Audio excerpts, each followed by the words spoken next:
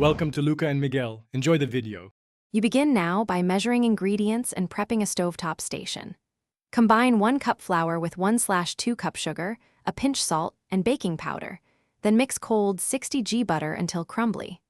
Once done, whisk 1 egg with vanilla and fold into the dry mix, then stir in 1/2 cup chocolate chips.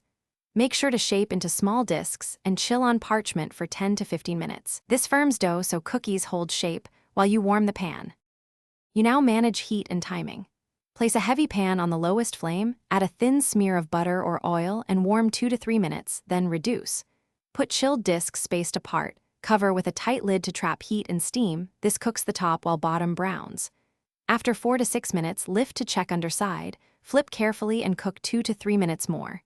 If centers are soft, simmer covered briefly until set. Make sure not to burn edges.